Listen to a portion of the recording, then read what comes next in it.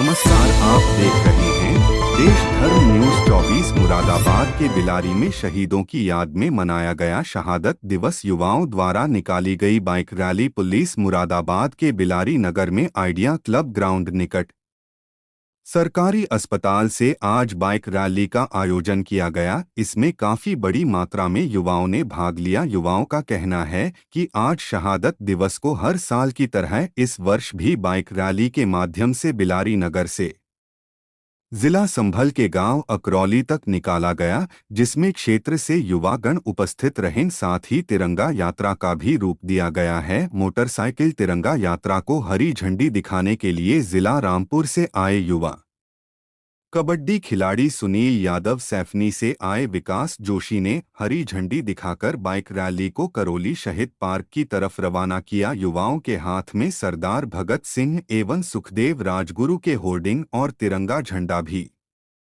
नजर आया। युवाओं के द्वारा बताया गया, आज के दिन हमारे देश के लिए इन तीनों महापुरुषों ने बलिदान दिया था। उनकी याद में हर वर्ष मुरादाबाद के बिलारी में एक बाइक रैली निकालकर नमन किया जाता है, लेकिन इस बार प्रशासन की तरफ से आदर्श आचार संहिता की वजह से बाइक रैली पर पुलिस द्वारा रोक लगाने का प्रयास भी किया गया, लेकिन पुलिस प्रशासन की तरफ से डीजे एवं ट्रैक्टर जैसे वाहनों को रुकवाकर आचार संहिता को ध्यान में रखते हुए यह बाइक रैली शांतिपूर्ण तरीके से निकाली। उधर प्रशासन का भी पालन किया। उधर बाइक रैली निकाली गई। इसी बात को लेकर युवाओं ने आचार संहिता का उल्लंघन न कर बाइक रैली निकालकर शहीदों को नमन किया।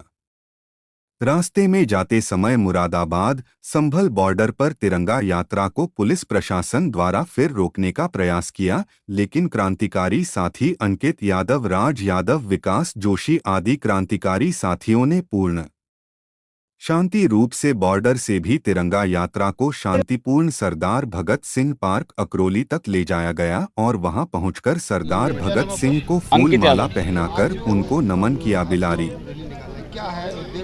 आज शहादत दिवस है। 3 शहीदों ने इस देश के लिए हंसते हुए फांसी का फंदा चूमा था। मातृभूमि के लिए वो लोग कुर्बान हुए थे।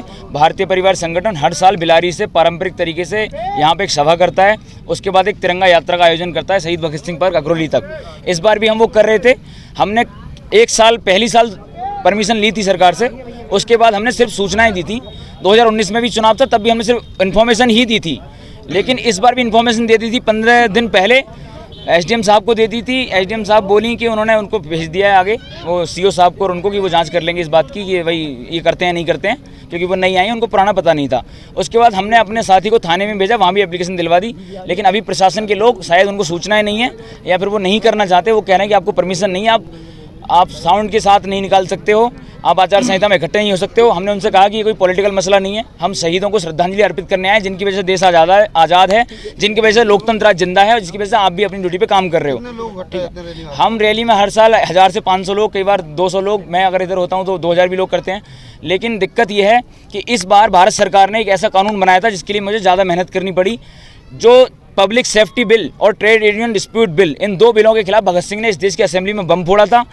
पब्लिक सेफ्टी बिल में ये प्रावधान था कि पुलिस प्रशासन किसी भी आदमी को बिना किसी आपराधिक सबूत के जब तक चाहे गिरफ्तार करके रख सकती है।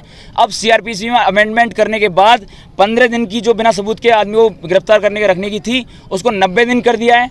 ठीक है, 90 दिन का मतलब बिना सबूतों के वो रख सकते हैं। ठीक है, तो भगत सिंह के विचारों के विरुद्ध जाके देश में कानून बनाए जा रहे हैं और भगत सिंह का नाम नरेंद्र मोदी जी पार्लियामेंट से भी लेते हैं। तो क्या मानना है कि अब क्या प्रशासन ने निर्देश दिए? प्रशासन ने सहयोग करने का पूरा प्रयास किया, उनकी भी बाध्यताएं हैं, लेकिन शायद उन्होंने पुरानी जानकारी निकालने की कोशिश नहीं करी और उन्होंने हम जो गीत देशभक्ति के गीत गाते हुए चलते हैं उनको रोक लगा दी और कहा है कि बहुत ज़्यादा लोग भी इकट्ठे नहीं हो सकते हैं। तो हमने उनको कहा है कि ठीक है, हम कम से कम कोशिश करेंगे। बाकी लोगों से हमने मना कर दिया है कि जो अब रास्ते में आ रहे थे वो वापस चले जाएं, वरना यहाँ आज हज़ारों लोगों का हजूम लगता। सुनील भाई जो पूरे राष्ट्रीय स्तर पर कबड्डी के खिलाड़ी हैं, राष्ट्रीय खिलाड़ी, ठीक है, ऐसे साथी, देशभक्त साथी जो पर्यावरण के लिए, समाज के लिए काम करें, सब यहाँ उपस्थित हैं हमारे आह्वान पे श्रद्धांजलि देने के लिए। लेकिन बाइक रैली हम बाइक रैली का नाम उसको ना दें तो ज़्यादा अच्छा है। हम शांतिपूर्ण तरीके से बस जाएंगे और श्रद्धांजलि देंगे, बस इतना करेंगे।